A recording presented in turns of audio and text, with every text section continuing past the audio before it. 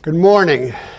I have to motivate you before I present Ayn Rand's philosophy, in essence, to you. Why should you care about anybody's philosophy?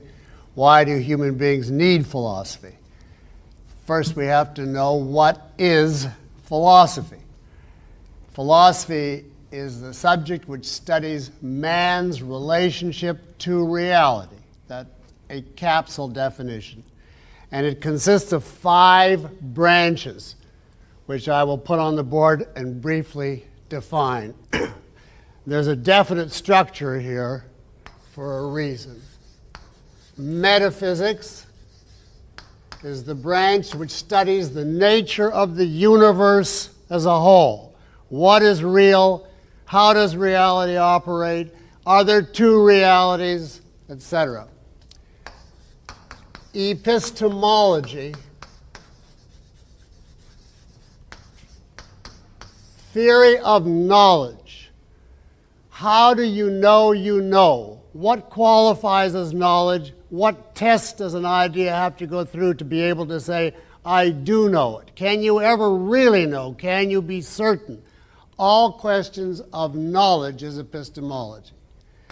These 2 together give rise to the central, not the basic. These are the basic branches of philosophy, but the central branch is ethics, or morality, approximately synonyms. That's the branch which provides a code of values to guide human choices and action. How should you live? What should be the goal in life? What is right? What is wrong? And then in turn out of there comes 2 derivative branches. One is politics, which is the branch which studies the nature of society and the proper role of government. And I don't think you need an example of that right now. And then coming off in another direction is aesthetics, about which you're going to say only a sentence or so in this brief overview. That is the philosophy of art. What constitutes an artwork? What makes an artwork good or bad? How do you establish the standards? The overall view gives you man's relation to reality, how he knows, how he should live, and therefore how he should govern his most crucial products, government and art. Now, the first thing to see about this subject is that you cannot escape it. You may escape it consciously, but then your subconscious will pick up from the world around you views on all these questions. You may have consistent ideas or contradictory ideas, but this is not like physics or astronomy or even zoology, which you could blessedly live your whole life, never hear about, and never be in any problem as a result of that. All these questions are central to a man living his life, and therefore, in some form or another, perhaps inconsistently, you have a view on all. Take, for the sake of an example, from the field of ethics. You want to go into a career. You decide you want to be an MD in private practice. Is that good? Is that bad? Your priest or your mother or your mother-in-law tells you this is very selfish. All you're after is money. You should really be a missionary like Albert Schweitzer and go to Africa. Or you should work in a storefront clinic. You should be unselfish. You should sacrifice yourself for others. You have some view. You may have an inconsistent view. You may do one and feel guilty that you're not doing the other, but you can't escape the question, who is to benefit from your behavior? If you try to escape, to switch the example and say, well, who knows these questions? There are no absolutes. Nobody can be certain of anything. And that applies to more than just ethics. That applies to all knowledge, and that comes under epistemology. And if that's true, how do you establish what you call knowledge? Or even whatever ideas you do hold. Do you turn to others? That's one theory of epistemology. Take public polls to find out the truth. But how do the others know what to believe? Do they get it from God? Well, God offers different revelations. Do you go by logic? What is logic? What if somebody says what's logical to you isn't logical to me? Do you agree with that? You have to have some idea, or you couldn't even let an idea into your mind. Suppose you say, well, I don't know about all this. 50 million Frenchmen can't be wrong, and I'll follow them. Well, if 50 million Frenchmen can't be wrong, that means there is no reality. Whatever they say, that will determine the nature of reality. Well, is there a reality? If there is, 50 million Frenchmen might be wrong. Isn't that true? And I don't think I have to illustrate politics and aesthetics. Objectivism holds that one way or another, everyone has views on these questions, on the central questions, and that actually shapes your life and character and shapes human history. Now let's look briefly at the objectivist, you're motivated now, hopefully, at the objectivist position on, at least the key position on these issues. Now, under metaphysics, the central word would be existence or reality. Objectivism begins with the axiom, existence exists. There is something. What is this something? Nothing esoteric. Everything that you see, everything available to the senses, everything in the heavens down to the contents of this cup of coffee. The sum of that is existence or reality, and that is the axiom on which objectivism begins. What is the basic law of reality? Very simple. The law of identity, formulated first by which philosopher? Aristotle. I thought everybody in this room knew nothing, but that's correct. It's not nothing about anything, but nothing about philosophy. The law of identity says A is A. Things are what they are. If you fail an exam, then however unhappy that makes you, you failed. It's a fact. You might get the teacher to change the grade on paper, but still the performance that warranted the F is still that performance. And this is true of every fact, human or otherwise. So we say reality, it being what it is independent of consciousness. Independent of consciousness. Or what's another word for independent of consciousness? Objective. And thus, if 50 million Frenchmen or any number smaller or greater want something to be true, it is not true simply because they say it's true. You can wish, desire, believe, alone or in combination with the rest of mankind. That leaves reality as such utterly unaffected. It is what it is A, no matter what the content or beliefs of the human mind. Equally, since it is what it is, it's independent of any other consciousness. And the big candidate, if you don't believe that human consciousness controls reality, is the man upstairs, a supernatural being that controls reality, and that's known as God.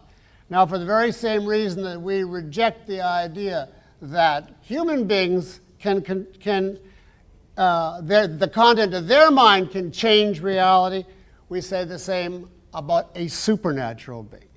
So in essence, we say this in metaphysics. There is a reality. That reality is this world all around us. We deny subjectivism. That's the idea that the human subject, simply by manipulations within its mind, can change reality. And we deny supernaturalism, which is the idea that there is some superpower, force, God, whatever, that controls or affects this world. So we are therefore atheists, but also a-gremlinists and a-Santa Clausists. And we're against all forms of the supernatural, only the natural. And the natural world operates how? By causal law, by cause and effect, each thing acting in accordance with its nature. There are no miracles, no chance in the sense of strictly causeless events. No use praying because there's nobody to pray to, and even if he could hear your prayers and was there, he can't do anything about it because things are what they are and do what they do. Does this mean human beings are subject to cause and effect? Absolutely they are, but we go on to say that one form of cause and effect is human will, that man does have the power of choice, the power of volition, the power to think or not, and that is the first cause in a whole subsequent chain. Now, let's turn to epistemology. So you have a tiny sketch of our view of metaphysics. Epistemology, the key word is reason. Reason. We believe that reason is the only means of knowledge, and thereby we contrast that with mysticism. Mysticism is the view that there is a non-rational, non-sensory means of knowledge. Reason means starting with the senses and then using logic to come to conclusions on its basis. Mysticism means you can dispense with the senses, logic, argumentation. You get a direct, unmediated insight somehow into reality, which could be faith, one form of mysticism, revelation, intuition, ESP, etc., etc. Now, we reject any form of mysticism. Obviously, in this brief overview, I can't give you the detailed arguments that I presented in my book, but just a sketch, sort of a table of contents of objectivism. Now, reason has three crucial elements that are central. As I say, to begin with, reason starts with the evidence of the senses. Seeing, hearing, tasting, touching, smelling. We regard those as completely valid and as the foundation of all other knowledge. Therefore, we reject out of hand every idea from the early Greeks on up that suggests that the senses are invalid, that they give us illusions, that we can't tell the senses from hallucinations, that if they were Martians, they would have different senses from us, etc., etc. All that is covered in the objectivist literature, but I'm just giving you a blanket viewpoint. On the basis of sensory observation, human beings have the unique capacity to form concepts or abstractions. And Ayn Rand's book, Introduction to Objectivist Epistemology, is entirely devoted to how to form concepts. And she holds that concepts are also objective. In other words, they are not a product of the arbitrary decree of society, and they are not a revelation from God, as, for instance, Plato and his Christian followers later held. Concepts are our way of organizing sensory data, but they are an objective way, and there are definite rules of forming them, and therefore when you use them properly, you can claim to have objective knowledge. But now to use them properly, you have to put them together using logic. Logic is the method of reason. Logic, of course, was invented by Aristotle, not by objectivism, but we subscribe entirely to Aristotelian logic, the essence of which is you can't have your cake and eat it too. Nothing can be A and non-A at the same time and in the same respect. That's the essence of logical thinking, to put the data together in a way without contradictions. And why can't you have contradictions? Because we're trying to know reality, and the basic principle of reality is A is A. There is no contradictions in reality. Now, the result of using reason as your means to knowledge is that you can rely on the conclusions that you come to. Your knowledge is certain, and we therefore reject skepticism. Skepticism is the idea there are no absolutes, nobody can be certain of anything, it's all a matter of opinion, what's true for you isn't true for me, etc. We reject that entirely. We hold that truth is objective, rational, and that every truth properly understood is an absolute. Even the truth that there are less than 100 people in this room, if you specify time and place, is eternal and immutable. For all time, it'll be true that today, in this room, there are less than 100 people. So far from there being no absolutes, every truth is an absolute, but you must use reason to arrive at the truth. Mystics think that there's truth, but you just have to expose yourself passively to the world, and the truth will write itself on you. Skeptics think the truth, if there is any truth, is really just inside your head. It's subjective, and it varies from person to person. You really can never know an outside reality. Objectivism holds the truth lies in the proper relation between your mind and reality, between consciousness and existence. You have to look out to get the truth, not look in. But you can't just look out and wait for a dogma to strike you, a la mysticism. You have to look out and work, use the correct method. And the method, as I tried to indicate, is observation, concept formation, and logic, rather than just waiting passively for an illumination. And then you will be given guaranteed knowledge. What about emotions, you ask? And we say emotions follow from your convictions. They are fine, and you should enjoy them as much as you can, but they are not means of knowledge.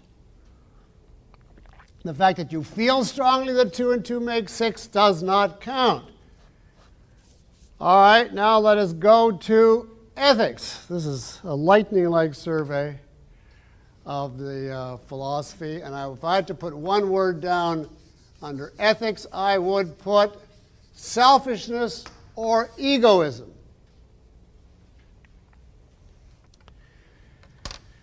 Now, when we get to ethics, we must follow our basis.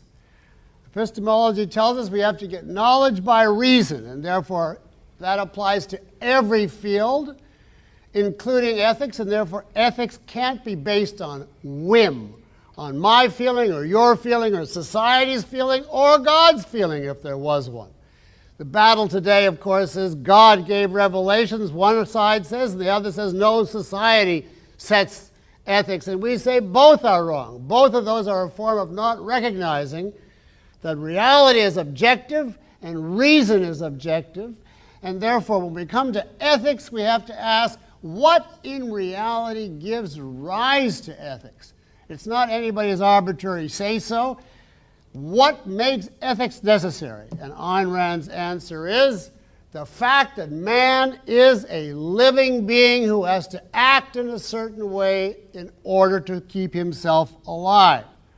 Now you might say, isn't that true of animals too? Yes, certainly, but animals don't need ethics because they have no choice, no free will. They're automatically programmed to support themselves and keep themselves alive. Man is not, as witness the state of the world. He can commit suicide, murder, and all-purpose mayhem.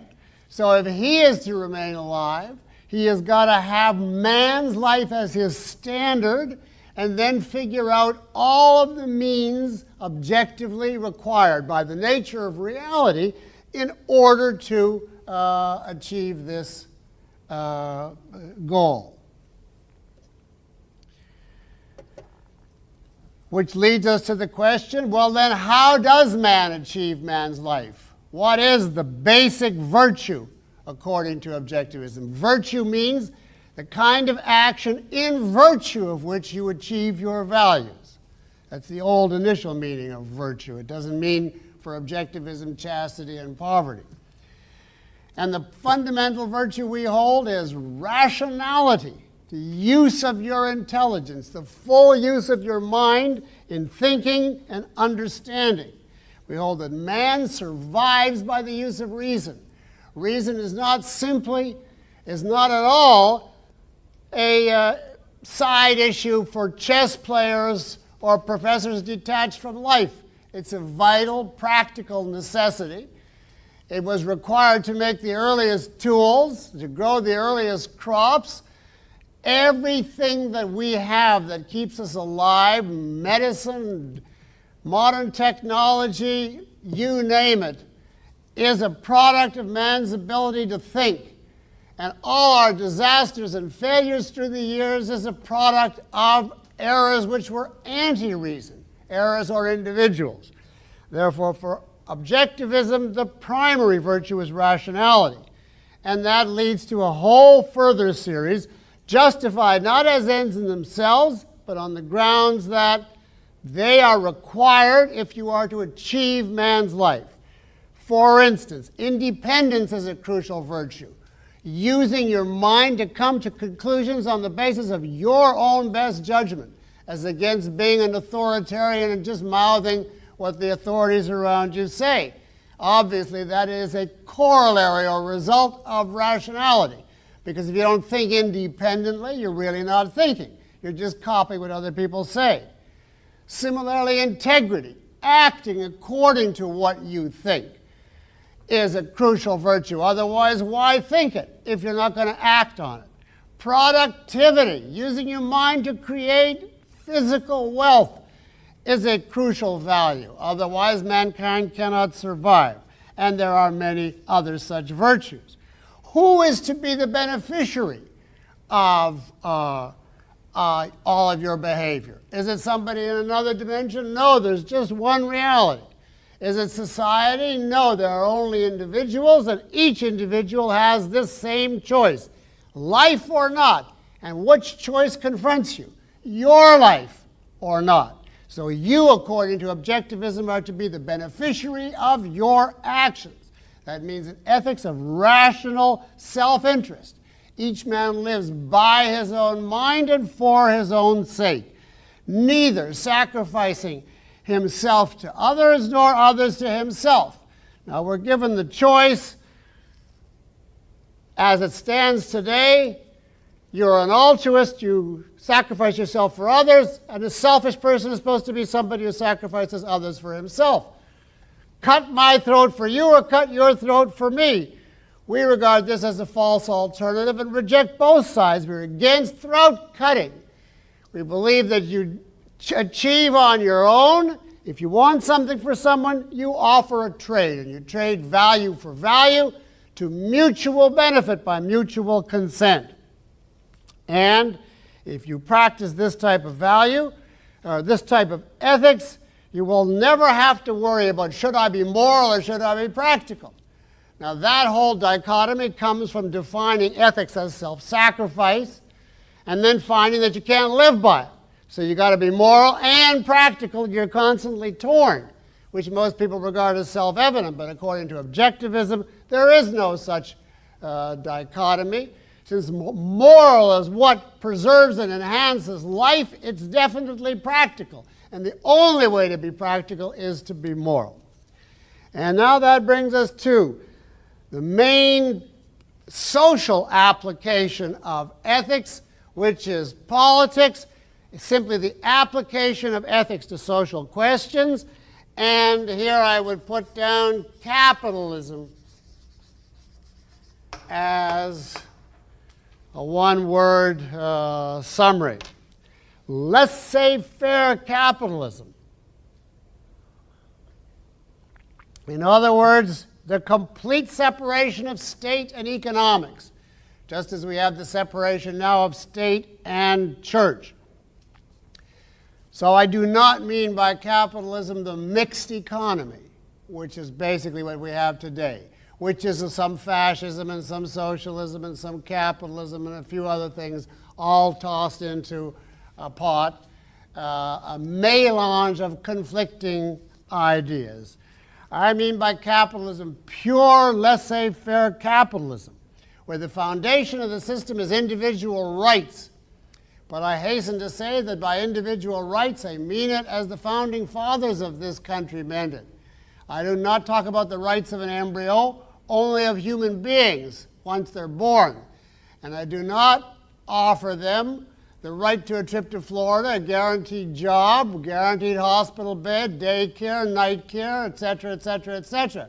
They have only got the right to life, liberty, the pursuit of happiness, and property. The property they can earn by their own effort. And we say that the function of government should be to protect these rights and only these rights. How can you violate these rights? What does the government have to protect us from? Basically, there's only one way to someone to take away your life, your liberty, your property, and that's to initiate physical force against you. Steal your property, tie you up, stab you in the heart, etc. There's an indirect form of force, which is fraud, where I rook you out of your property by misrepresentation, so you're still doing it against your will. The government, for an objectivist society, is strictly an agency to bar the use of physical force, direct or indirect, and thereby to leave each individual secure in the knowledge that what he achieves by his own effort is his. He is completely, his rights are inalienable within his own sphere. No one and no group can interfere. By the same token, the government offers him nothing. It doesn't offer him welfare or special favors of any kind. It's not in favor of any individual or group.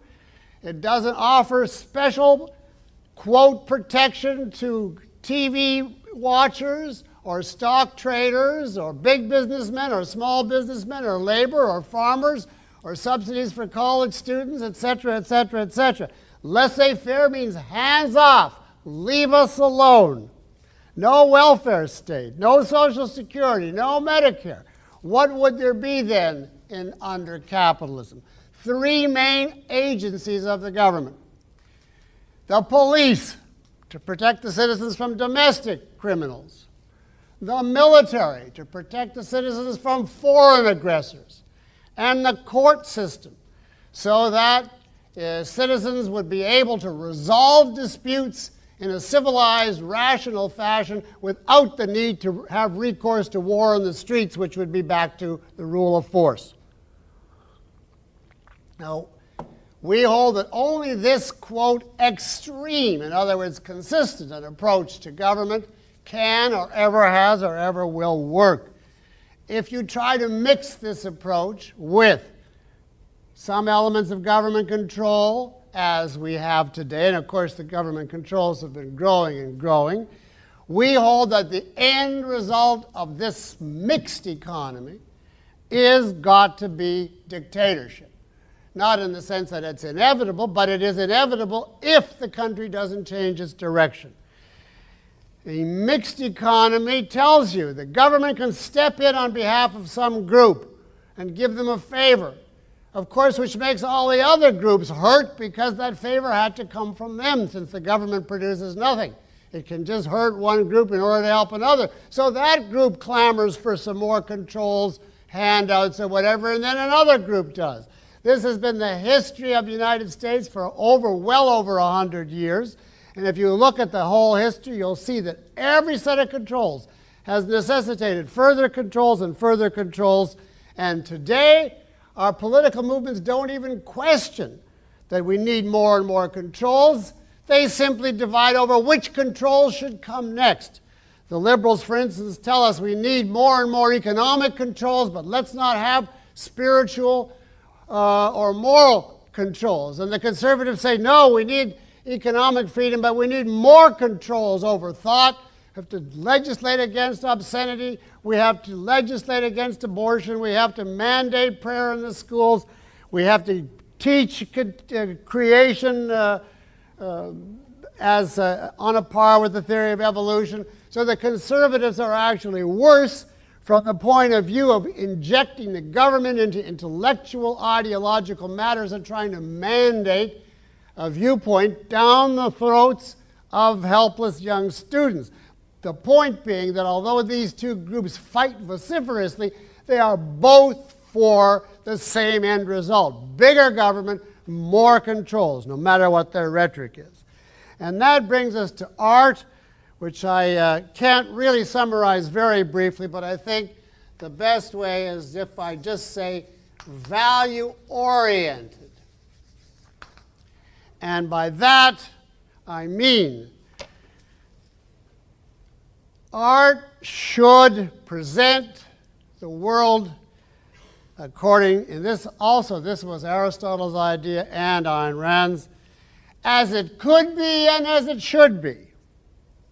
As it could be because we want to always stay with reality. That's the foundation of the whole system. We don't want a fantasy that has nothing to do with reality or that's impossible in reality.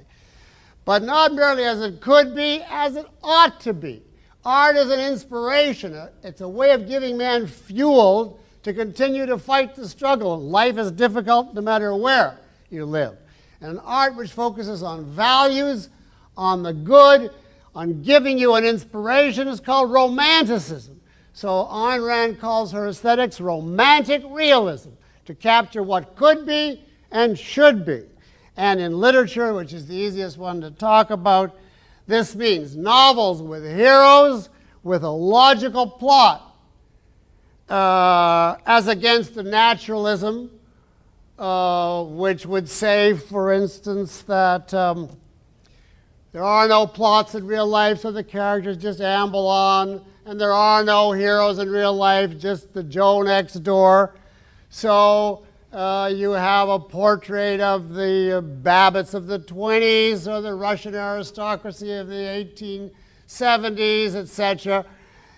Whereas the romantic approach gives you larger-than-life characters not tied down to one decade or country, which become timeless and universal, like Cyrano de Bergerac, for instance.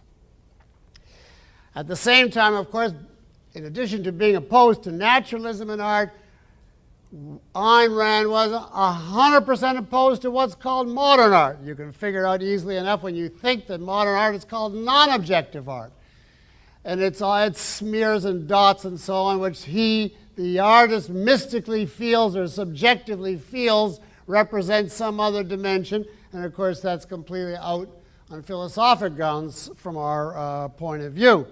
In addition, so far as this modern art portrays a content, it's the message of horror.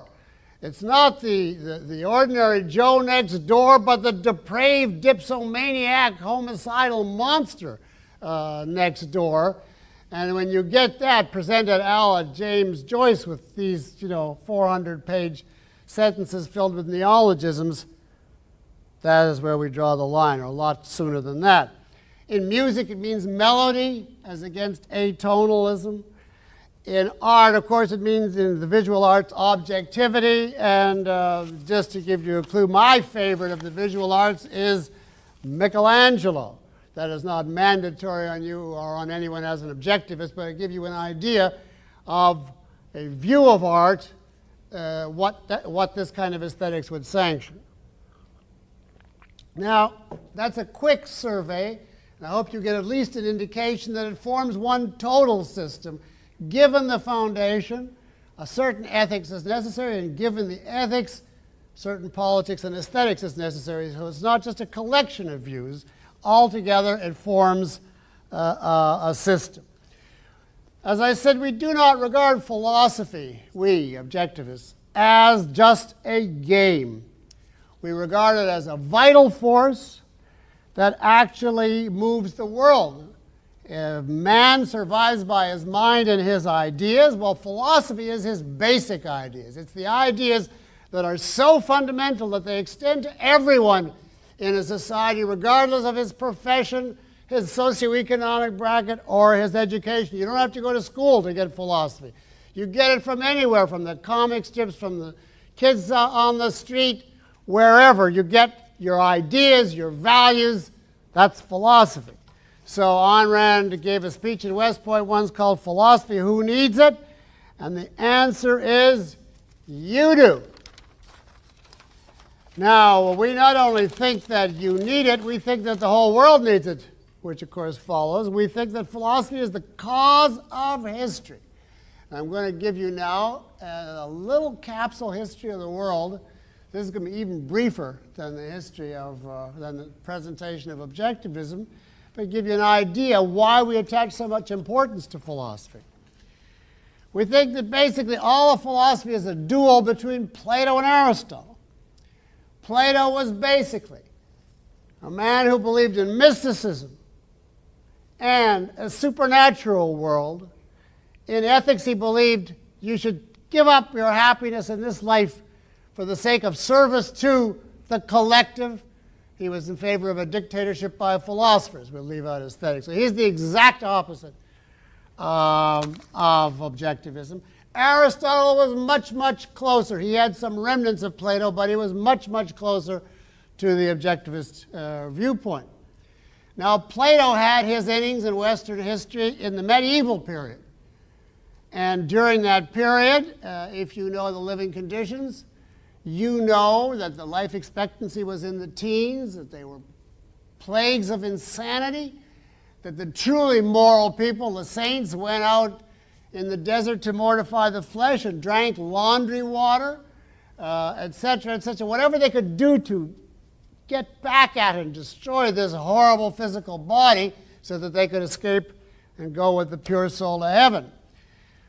In the 13th century, Aristotle, who had been lost to the West for a long, long time, he was over with the Arabs, was rediscovered by Thomas Aquinas. And his ideas were brought back by Albert the Great and Thomas Aquinas in the 13th century. Nature or existence is here, and reason is what we have to use, and you should live for fulfillment.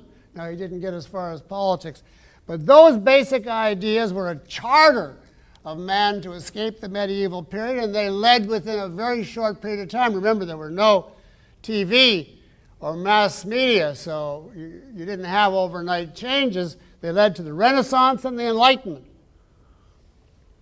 And of course, the climax of the Enlightenment was the founding of the United States. The founding fathers were Aristotelians. In all of the ways that I've mentioned, they believed in nature, reason, pursuit of happiness. They didn't say the pursuit of suffering or self-sacrifice of the next world. The tragedy is that the founding fathers were also Christians, at least as far as ethics is concerned. And they tried to combine basically an Aristotelian base with a Christian Platonic ethics. They didn't really believe in God, but they were deists, and they tried to bring in an element of God. And that is a contradiction at the very root of this country. At the very basis, we had a country which was founded on reason and the individual, but with a big dose of altruism and self-sacrifice along with it. And that combination can't exist. And it then becomes a question, which way is it going to go? Because it's an unstable radioactive mixture. And the man who made the difference was Immanuel Kant in the 1724 to 1804. His philosophy became the dominant force ever since for the last 2 centuries. And he is so mystical and so opposed to reality and so opposed to the self that he makes Plato look like an objectivist. The whole world is Kantian today. And of course, what the Kantians had the effect of completely destroying the American politics, wiping out capitalism, wiping out the idea of self-interest, telling us reason is helpless, telling us existence is unknowable, and bringing us to the cultural anti-value, anti-liberty state that we're in right now. The only philosophy around that builds on and extends the Aristotelian heritage is objectivism. So in that sense, we regard objectivism as a revolution away from Kant and any form of religion or mysticism. We regard it as the true original basis of America, as the philosophy that the founding fathers were implicitly accepted, but contradict it unwittingly. And therefore, we hold that objectivism is the only hope for the future because it's the only pro-reason, pro-self, individualist philosophy. In our judgment, it's the essence of Americanism, taking away all the religious contradictions, the mystic, the pro-sacrifice element. Now, we don't believe in determinism, the idea that everything is inevitable. We do believe there is hope for the future, even given the state that we're in right now. There's no certainty about the future. There's certainty about knowledge, but since human beings have free choice, no one now can predict what the future is going to have to be. A negative outcome is certainly possible, and we're a long way down a very bad road. And that negative outcome could include civil war, economic collapse, international war, and a new dark ages. I certainly think that is possible, and possible in your lifetime, if not in mine. Because I think things have reached a very bad state. On the other hand, the positive is also possible, and there is still time for it. And that is what objectivism stands for, a new American Renaissance based on the fundamental ideas and values that made this country so great, but those ideas consistently defended philosophically with no concessions to their antitheses. That's the battle that we are fighting, and I invite you to join us. Thank you.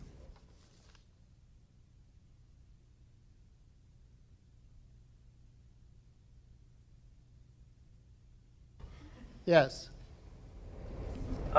You say that we should be selfish, and yet at the same time you say that we shouldn't go around cutting other people's throats and whatnot. I just don't see how the two are compatible. I mean, how is it consistent to say be selfish and don't cut other people's throats? Selfish means take those actions which are to your interest. Now, your interest has to be defined by what will enhance your life. Your life as what? A fish? No, your life as what you are, a rational being, a being who survives by reason. Now, you have to determine what's to your interest objectively. I might say to you, for instance, after I've had some LSD, which I don't take, but as an example, I'll go up to the top of the Empire State Building, and what will give me true fulfillment and really enhance my life is leaping off and flying around the Chrysler Building. I may feel that that's to my interest, but obviously I'm engaged in a totally self-destructive action that is not to my interest. By exactly the same reasoning, I may feel that robbing a bank or stealing from someone is to my interest. But Ayn Rand offers, and in my book I offer a very lengthy discussion of why you actively harm yourself by so doing. Why, if you do gain $1 million, and even if the police don't catch you, you suffer tremendous harm in your actual ability to cope with reality, in your confidence, in your ability to perceive and grasp facts. It's like you are taking a delicate mechanism, and by that one act, you are throwing sand in the gears. Now, that is a metaphor that I'm saying right now, but I would suggest you read my chapter on honesty and see why attempt to survive through fraud has to lead to the destruction of the perpetrator, even if he gets away with any one crime. And this is true of every crime. If you attempt to survive by the animal means, animals can survive by brute force. That's all they have. Man has the faculty of reason. And just as a plant can't try to survive as anything but a plant, and an animal as an animal, a man must try to survive as a man using his unique faculties. He can't survive by brute force the way animals do any more than animals can survive by just sinking their feet in the earth and saying this feels good, let them serve as roots, because they won't do it. Now, I haven't given you the ins and outs, but that's the principle of the answer. Yes, on the right. I was wondering, I don't understand what objective means, because at the start you said that reality is independent of consciousness, so it's subjective, and then later you said that concepts are objective, but they're in your mind. Very, very good point. Objective actually has two senses. In the metaphysical sense, which is the least important, it means simply independent of consciousness. But when we apply it to the products of human of the human mind, like ideas, thought, truths, value judgments, etc., we mean by objective that that content, the idea or whatever it is, was formed in accordance with a deliberate method based on the nature of reality. So that it is objective in the sense that the object, reality, is what the subject, the mind, was looking at each stage in forming it. Objective does not mean true. You could even have an objective idea and yet make a mistake, as science sometimes has done, but by the very fact that it's objective, that it's based on a method, based on reality, it becomes self-correcting. You see from 1,000 different ways that an error has been made, and you recorrect it. So objective means, in effect, a volitional adherence to reality in the process of forming your mental content. Now, what that method and adherence consists of, that's the whole subject of epistemology, how to form concepts, logic, etc. That's a very good point, though. That epistemological sense is by far the most important meaning of objective. That's actually why Ayn Rand called her philosophy objectivism, because there were philosophers before her who believed in a reality independent of us, but she's the first to believe that concept formation, and that's the key to the whole role of the mind, is objective. It's neither from another world a la Plato or just a social convention, which are the only basic choices that history offers. I want to give everybody a chance for one. Yes? I was going to ask you about what you thought of a purely objective society in regards to an economical structure. What would happen to our current country as far as our economic system if we had an objective system? If we got back to a Puritan point of view. To Puritan, did you say? Well, a somewhat purist point of view, or well, objective. Now, pure and Puritan. Without religion. Yeah, well, Puritan without religion is as like Santa Claus without Mrs. Claus, you know. Puritan is the name of a religion, so let's just drop that and just call it pure. Pure, okay. Now, well, what do you mean, what would happen? What would happen? I could answer you. We'd have tremendous wealth. Everybody who wanted a job would have one. Education system would be fantastic. Medical discoveries would be so unhampered that our life expectancy would probably be 150. You would have fantastic dramas on TV and in the movies. I don't know, every aspect of the world would be transformed beyond your wildest dreams, but you obviously don't think that's going to happen. Who would regulate? You need some regulation. Well, you tell me what regulation you need. The only, quote, regulation that there would be any time somebody tried to engage in a criminal act, an act of aggression or fraud or force, the government would step in and put an end to it. But there would be no other regulation. Now, you tell me an example of the kind of regulation that you think would be necessary. Well, I think that in today's current society we have so much crime and so much fraud that it just seems to me that the government would have a very difficult time dealing with all that. I think you could probably give a better example, but as far as crime is concerned, there is a reason why we have so much crime. I happen to have given a speech last year called What to Do About Crime. And I traced the statistics. You know that the crime rate in the whole Western world fell for over a century. From the mid-19th century, got lower and lower and lower until guess what decade? The 1960s, in which it turned around and has gone straight up, and they have a little bubble down now, which is making the headlines meaningless statistical blip. Now, why do you think crime turned around and became incredible after a whole century of dropping? Precisely because of the ideas that changed. The 60s is beloved by certain type of intellectuals because that's when the original American philosophy was finally thrown out, and the counterculture came in as being the culture, with the idea that, you know, there are no absolutes anymore, anything goes, morally speaking, you should live for the community, love is more important than personal happiness, reality is what you reach on drugs, etc. They threw the whole philosophy out. And in methods and by definite steps that I show in this talk, which is printed so you can get it, I show how and why that led and necessarily leads to an escalation of crime. But in a proper, this is simply an example of the collapse of the mixed economy. All the things which people blame on capitalism are actually not the fault of capitalism, but of the element of government that it's mixed with, which is corrupting, and it's just getting worse and worse as it goes, and the rise of crime is just one such thing. Now, if you read a book called Capitalism, the Unknown Ideal by Ayn Rand, she takes every standard charge against capitalism. Monopolies, depressions, imperialism and war, adulterated food and drugs, you name it, the works, and answers it one at a time. Shows why, in theory, this is bizarre, why in practice the real culprit was the government violating capitalism, and why the only solution is laissez-faire. So, and there, by the way, as far as pure economics is concerned, I would suggest to you a very good economist named Ludwig von Mises. He writes big tomes, but on the subject of economics, he's very good. Yes? I have a question on a bit of a different topic. Sure. You said near the beginning of your talk that human beings are different from animals and that they're not programmed.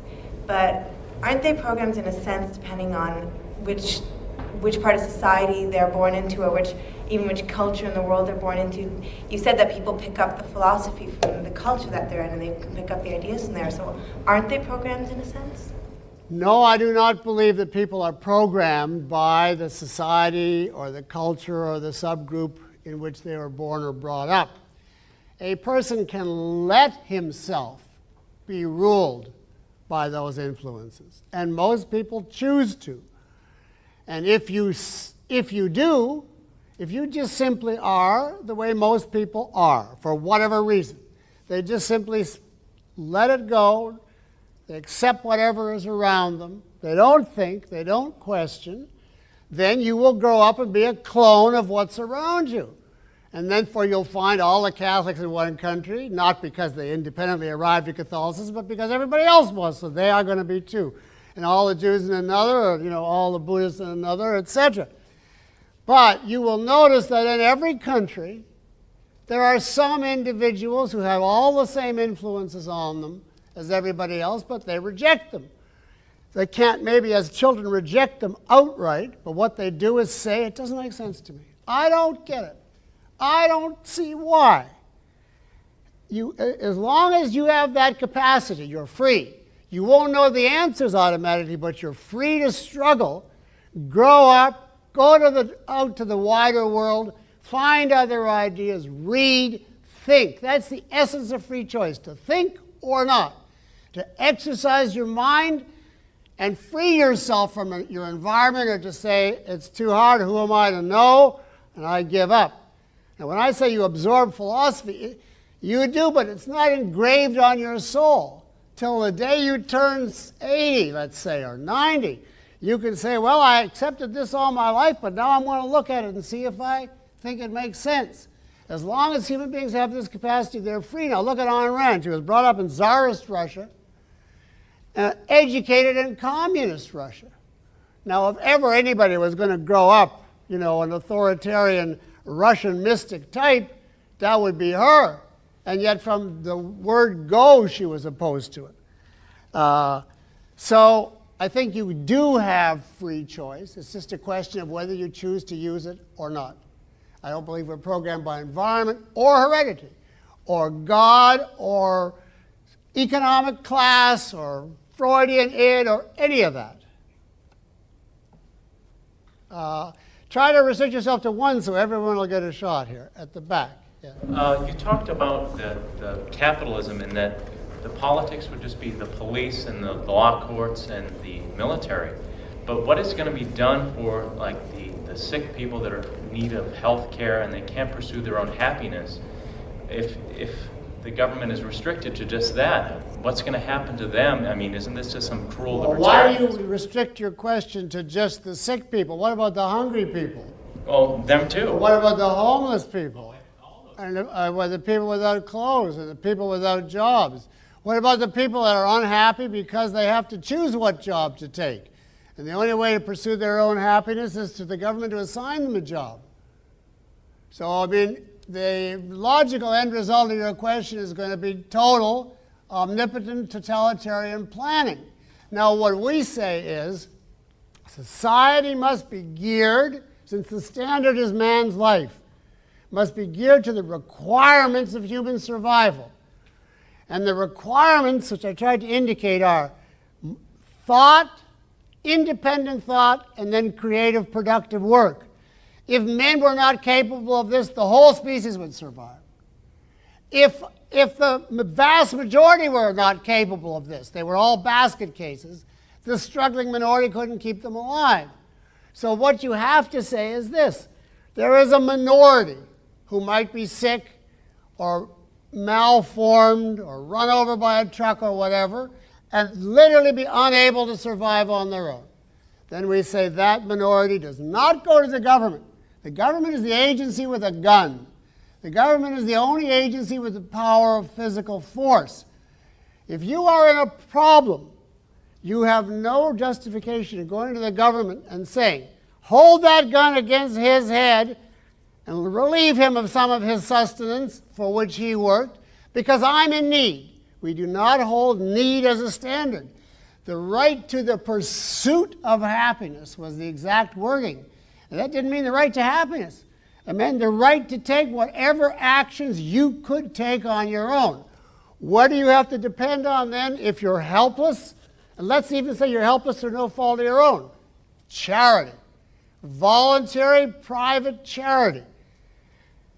Remember, this will be for a small minority of people, because there'll be no incentive built into the system for everybody to go on welfare. There is no welfare.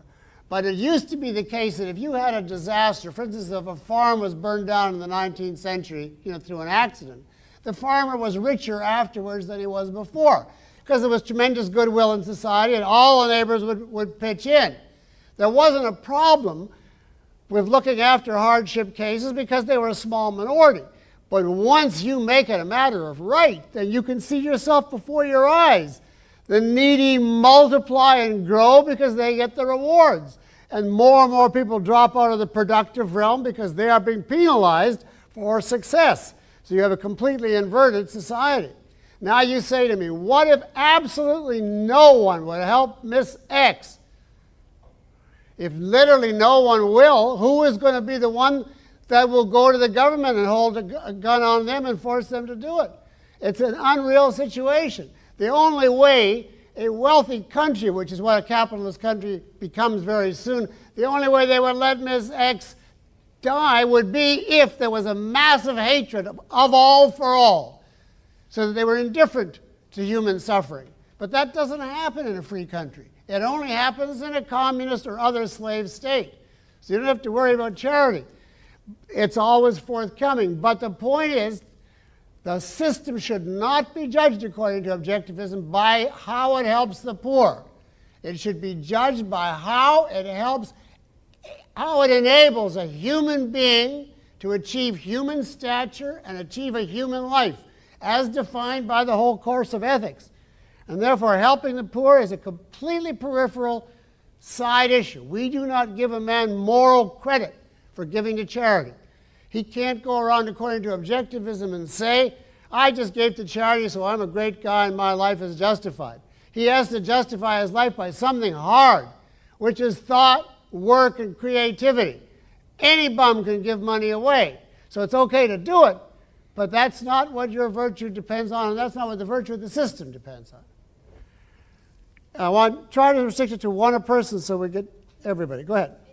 Didn't you ask one already? No. Okay. Oh, I was. Okay. In the same vein as that question, actually, is moving on to public health protection, like disease.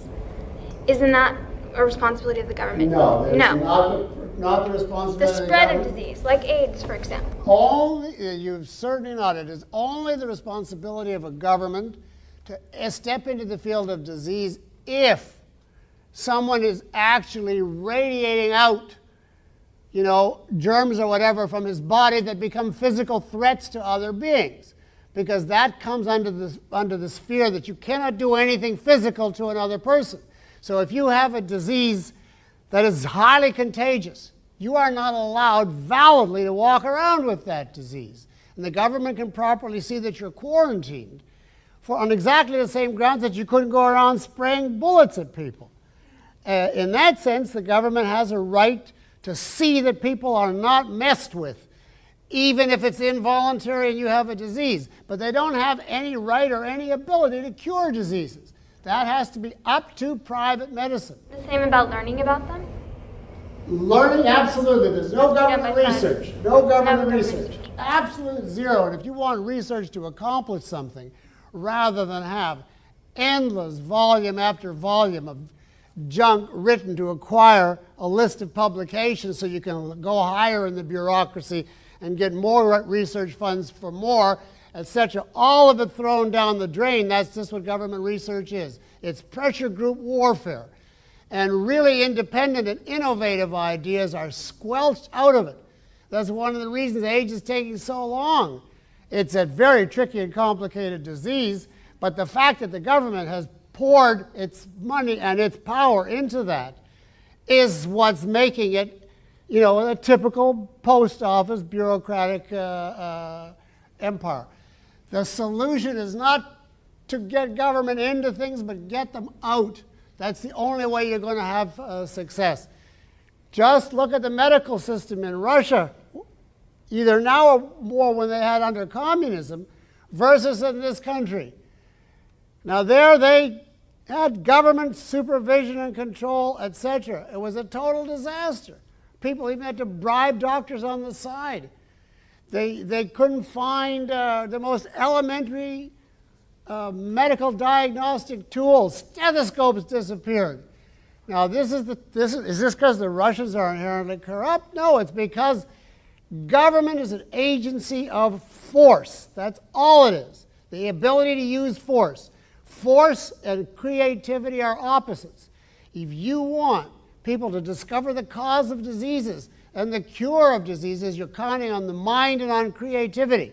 The only way you're going to get any answers is to let those minds function freely. And that means it has to be removed from any agency which counts on a gun as its means of dealing.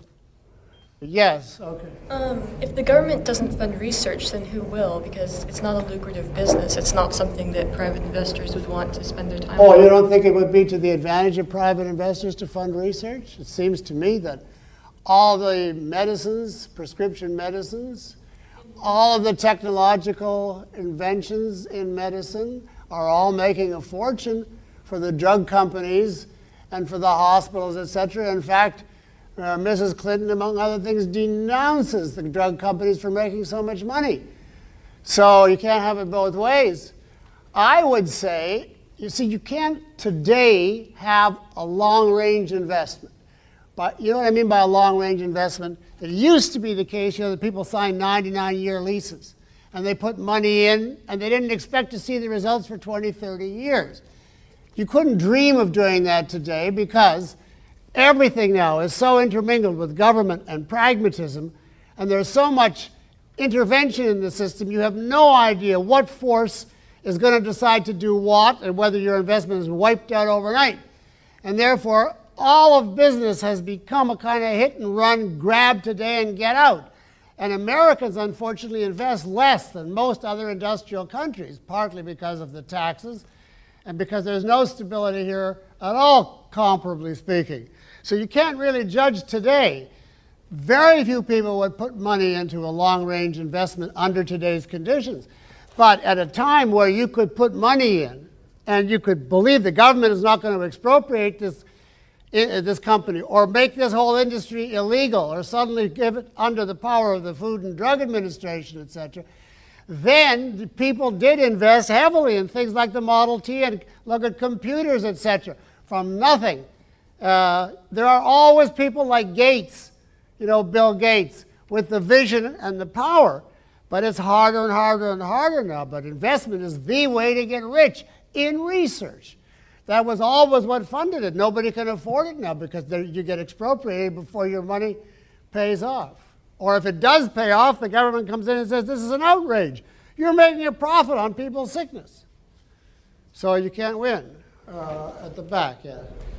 When you were talking about epistemology, you said... Good, I'd like you to get to epistemology, because we could kill the whole thing on just politics, but that's the least important branch, actually. It's just a consequence of the more fundamental one. So shoot me something on epistemology. You said something about reason being the only means of knowledge, right. And it made me think of psychics and people who like ESP and things like that, and how one would know that that isn't a means of knowledge. How do you prove it's not a means of knowledge? How do you know that reason is the only means? How do I know? Well, the question you have to ask me is, you're asking, how do I know that reason is the only means of knowledge?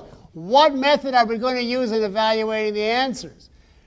If I say to you, well, I had a revelation, is that acceptable? I had a revelation that reason is the only means of knowledge. Is that okay? Or I feel it. I have a strong feeling. So what you're telling me and asking the question is you want a reason to believe in reason as the only means of knowledge. So you've already accepted reason as the only judge. You've already, by asking the question, you have committed yourself to reason as the way of proving it. Now, I can take every element of reason, the senses, concepts, logic, and anatomize it for you, break it up, show how it operates, how it's related to reality, etc. But if somebody comes up and says to me, how do you know there isn't something else? Then it's exactly like this. How do you know there isn't a pink elephant right now sitting on this lectern? Well, prove that there isn't. You can't, but the logical principle that covers that is the onus of proof is on him who asserts that something is so. If I say a reason is a means of knowledge, I have to be able to show by defining its elements and so on. But if somebody else comes in and say, I have an intuition that operates in the fourth dimension, prove that I don't, I'll say, you show me that you do.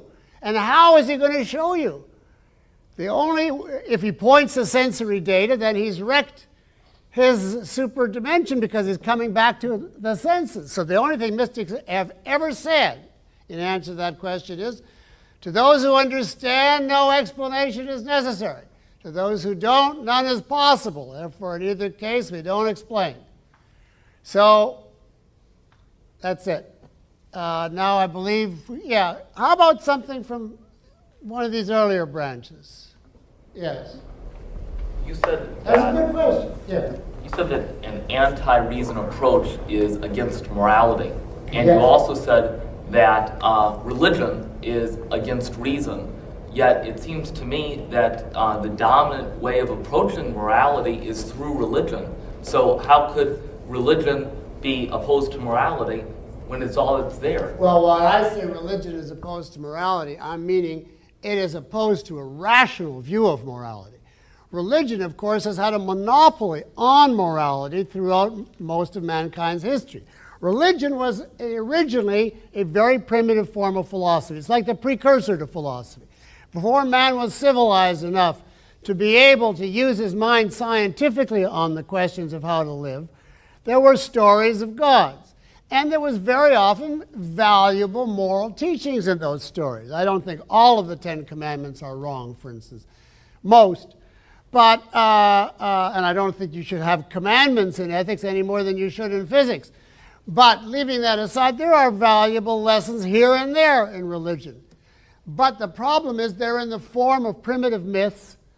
They're not organized, they're not proved, and at root, they preach some very corrupt things. The whole idea of sacrifice, the idea of original sin, of man being stained at birth, for instance, the idea that it's your obligation blindly to follow a superior being, even to the point that if he tells you take your innocent son and sacrifice him, you'll do it. You get the reference, etc. In this sense, the Bible is filled with corrupt moral ideas. So certainly, since that's what people accept as morality, religion in that sense has been the monopoly of morality. But I say, since it's anti-reason, it's against a rational morality. And that's the main thing that is destroying the world.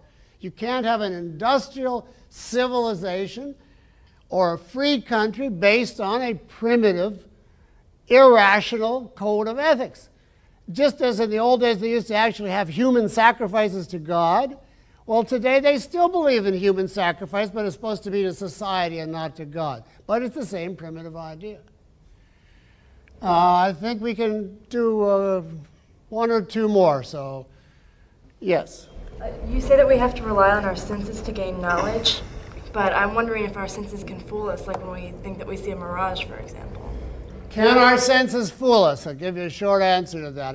A mirage you mentioned. No, a mirage is not an error of the senses at all. The actual light waves, for instance, from the desert, heated light waves are coming to your eyes, only it's like looking in a mirror. You're getting the reflection of a city at the distance, not the actual city. What do you have to do? You have to learn to interpret the message that the senses give you. The senses are infallible as far as they go, but they do not interpret their own message. Just as when you put a finger in water and it looks bent, the senses are giving you valuable information, but you have to learn that the cause is not the structure of the finger, but the different speeds at which light travels through water and through air. This point actually goes back to Aristotle. So you're taking us there into a good but more technical point of the validation of the senses. I want to take one last question from the very center now. Ethics. Does anybody have one question on ethics? Okay. In the Fountainhead, Ayn Rand seemed to depict Howard Rourke as being happy on the inside but not happy on the outside.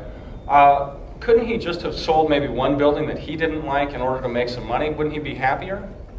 No. The whole point of her novel and of her philosophy in this regard is that virtues must be an absolute.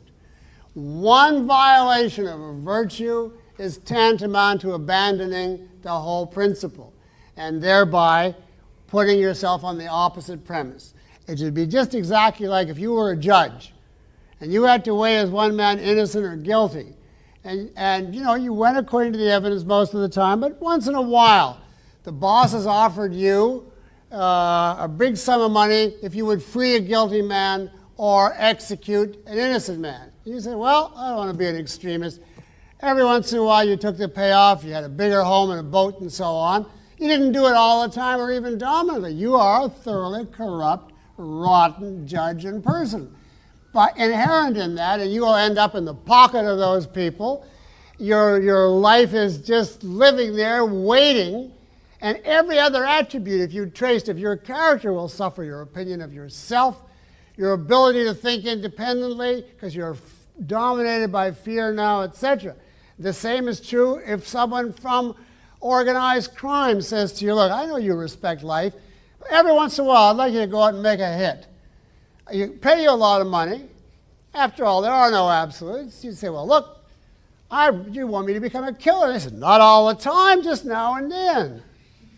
Now, that's exactly the same thing as compromising your, in the case of Rourke.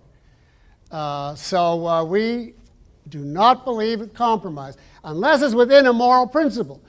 For instance, let's say I agree I'm going to talk for 45 minutes. And he wanted me to talk for an hour, and I wanted 30 minutes. So we compromised at 45. We both agree on the principle. We're just adjusting the detail. But if he said, I want you to talk on Buddhism, defend it, and I said, no, objectivism, and that the compromise was, I'll come out half for Buddhism and half for objectivism, or even 3/4 for objectivism with just an occasional reference to the Atman in the middle, it would blow your minds and wreck the whole thing. The way Ayn Rand put it in Atlas Shrugged is, in any compromise between food and poison, only poison wins. With that, I thank you.